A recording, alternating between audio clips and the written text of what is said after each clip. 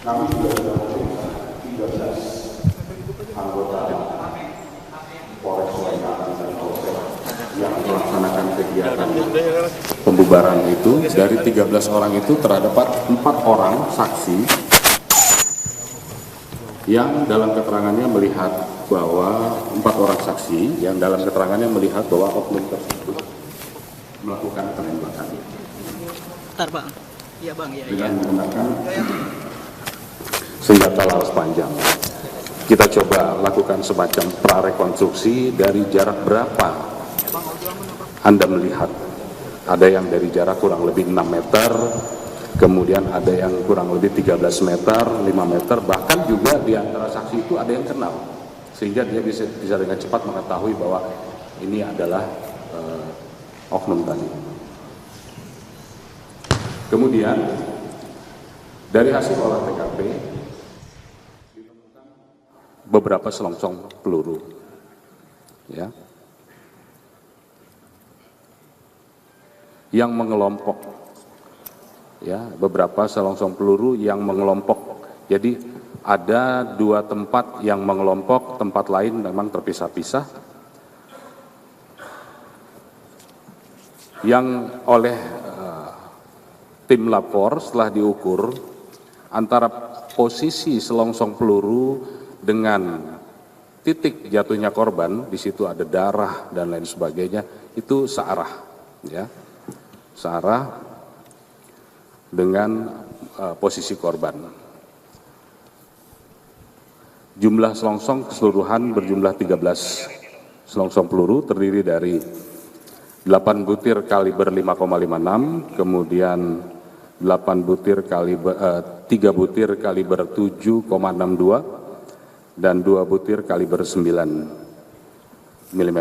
Ini semua sudah kami siapkan administrasi penyidikannya dan sudah dikirim ke laboratorium forensik untuk dilakukan proses pemeriksaan Balmed-4. Kemudian juga dari TKP dan dari tubuh korban kita ambil sampel darahnya, juga sudah kita periksakan ke lapor.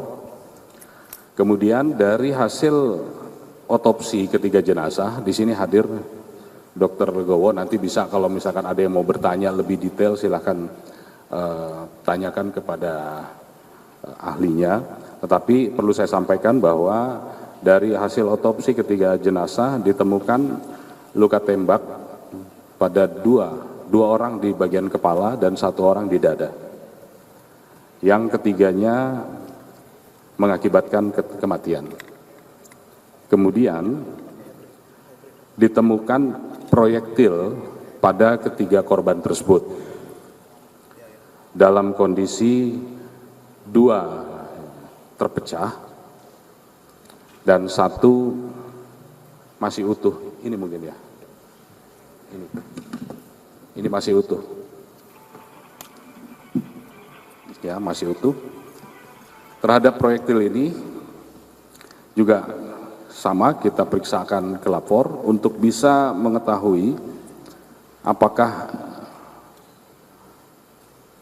diletuskan atau ditembakkan dari senjata jenis apa, apakah laras pendek, laras panjang, atau apakah pabrikan atau non pabrikan. Nah, ini sudah kita kirimkan ke ke lapor. Kemudian terhadap 2 proyektil yang tadi dalam kondisi pecah-pecah juga sama, ini kita kumpulkan jadi 1 sesuai dengan di mana ditemukan. Ini kita periksakan ke lapor, mudah-mudahan dengan alat teknologi yang ada bisa direstrukturisasi untuk bisa kita identifikasi apakah berasal dari senjata laras pendek, laras panjang, atau pabrikan non pabrikan.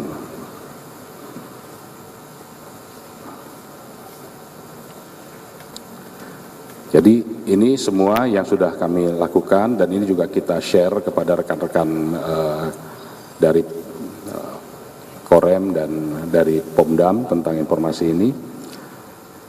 Kemudian karena kita sudah melakukan joint investigasi, teman-teman dari Pomdam juga sudah menyampaikan bahwa sudah ada 2 orang yang menyerahkan diri, dan keduanya berdasarkan pengakuannya berada di TKP. Nah, ini sesuai berarti dengan keterangan-keterangan yang lain bahwa memang ada. Ya, berdasarkan pengakuannya berada di TKP, kemudian juga melakukan penembakan dan membawa senjata api. Namun disampaikan senjata api jenis rakitan. Ini yang masih akan kita dalami ke depan, karena semua fakta peristiwa harus didukung dengan alat bukti. Saya ulangi, semua fakta peristiwa harus didukung dengan alat bukti, sehingga semangat kami untuk bisa mengungkap ini, kemudian dengan kebersamaan dalam melakukan penyelidikan, mudah-mudahan bisa memberikan hasil yang bisa memenuhi rasa keadilan bagi semua. Mungkin ini yang bisa saya sampaikan. Kalau ada yang mau ditanyakan silakan, tapi mungkin ada yang mau disampaikan oleh Pak Panglima, kami persilakan. Saya selaku Pangdam 2 Sriwijaya, karena wilayahnya termasuk Provinsi Lampung, ya, mengucapkan turut berbelasungkawa atas gugurnya 3 prajurit Bayangkara dalam melaksanakan tugasnya. Kami sekali lagi dengan tulus ikhlas dari lubuk hati yang paling dalam mengucapkan turut berbelasungkawa. Yang kedua, sehubungan dengan kejadian ini, seperti yang sudah juga disampaikan oleh Bapak Kapolda, bahwa sedang berlangsung joint investigation, ya, antara Polda dengan kita mengeluarkan tim dari Pomdam, ya, termasuk Denpom Lampung, dan sampai dengan sekarang sedang berlangsung. Nah, sehubungan dengan ini kita berharap ini segera selesai hasil investigasi ini, sehingga nanti bisa kita sampaikan apa yang terjadi sebenarnya, kemudian juga bagaimana penyebabnya ini bisa terjadi. Karena dari sementara temuan barang bukti di lapangan ini, ya, contohnya tadi disampaikan jenis kelongsongnya ada 3 kalau tidak salah, berarti kan itu ada 3 jenis senjata di TKP. Nah, ini termasuk tadi dari pengakuan oknum ini senjatanya rakitan. Nah, kita cari dulu senjatanya, nanti dicek, disesuaikan dengan uji balistiknya apakah sesuai atau tidak. Nah, seperti itu, sehingga nanti ini bisa kita segera informasikan kepada rekan-rekan. Yang pertama, apakah ada kemungkinan selain oknum atau pelaku lain yang ada di sana? Saya jawab bisa iya, bisa tidak. Jadi karena ini masih berjalan, ya, masih berjalan. Kalau dilihat dari di TKP ditemukan sejumlah kendaraan roda 2, roda 4, ya, sehingga bisa tidak menutup kemungkinan bahwa orang-orang di sana itu banyak. Apakah mungkin pelakunya 2 atau 3 atau 4 atau 5? Bisa, semua tergantung sejauh mana informasi yang kita miliki untuk bisa membuktikan tentang keberadaan atau pelaku-pelaku lain, mungkin seperti itu. Terjawab nomor 1. Ya. Kemudian apakah ada korban dari orang sipil? Sampai dengan hari ini kita belum menemukan, belum ada. Ya. Kemudian pertanyaan nomor 3 dan nomor 4 saya rasa hampir sama, ya. Senjata jenis apa, kenapa bisa tepat, kemudian dilihat dari luka-luka. Ini yang sedang kita periksa, kita uji di lapor. Kita pengen tahu, ya. Petunjuk yang kita miliki hanya 1, hasil otopsi terhadap jenazah. Perlukaannya, luka terbuka mengakibatkan kematian, ya.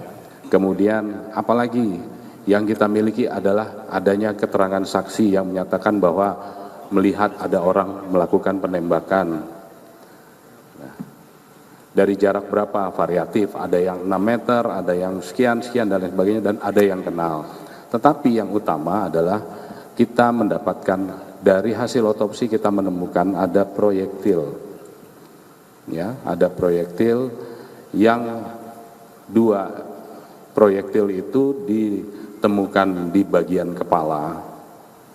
2 orang korban sudah dalam posisi terpecah-pecah, dan 1 yang ada di dada sebelah kanan Kapolsek, dan itu masih utuh.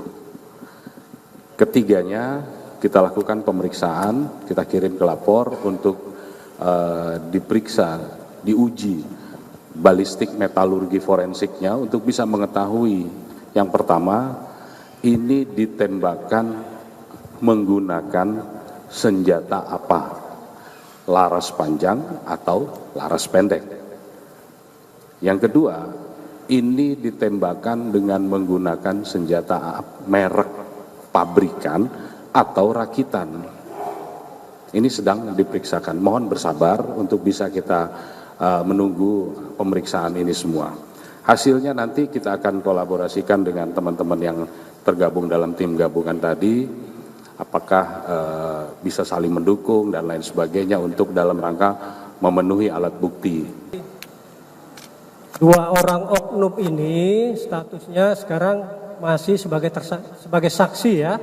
Jadi jangan dibilang nanti sebagai tersangka dan sebagai saksi ya. Saksi kita minta keterangan karena untuk menjadi dia sebagai tersangka itu kan butuh barang bukti, butuh saksi-saksi yang lain memperkuat dan nanti dari olah TKP misalnya seperti itu ya. Jadi harus dipahami dulu, jangan sampai nanti sudah kemana-mana nih rekan-rekan ya. Jadi itu berproses ya, kalau memang dia terbukti nanti ya kita tetapkan dan hukumnya akan kita tegakkan. Dan 2 orang ini sekarang posisinya ada di Denpom ya, Denpom Lampung sini dalam proses lanjutan pemeriksaan yang dilakukan oleh personil saya baik itu dari Pomdam maupun Denpom Lampung ini. Yang berikutnya ya masalah senjata. Nah, ini sampai sekarang ini kita sedang mencari alat bukti tersebut ya, untuk memperkuat dari keterangan yang ada sehingga kita tahu nanti jenis senjata apa, apakah benar rakitan ataukah senjata pabrikan dan sebagainya. Karena juga tadi kan disampaikan pelongsong atau selongsong yang ditemukan itu ada 3 jenis ya, berarti kan kira-kira ya teman-teman tahu berarti di situ ada 3 jenis senjata kira-kira seperti itu. Tapi apa senjatanya bagaimana itu yang perlu kita cari ya, bersama-sama dengan tim dari Polda Lampung. Masalah tes urin ya tadi ya terakhir ya. Kita belum melaksanakan tes urin, tetapi dari indikasi secara fisik kedua orang oknum ini sehat ya, sehat normal ya. Jadi sampai sekarang memang belum ya, tetapi kalau ada indikasi yang mengarah misalnya sebagai pengguna akan kita laksanakan untuk tes urin.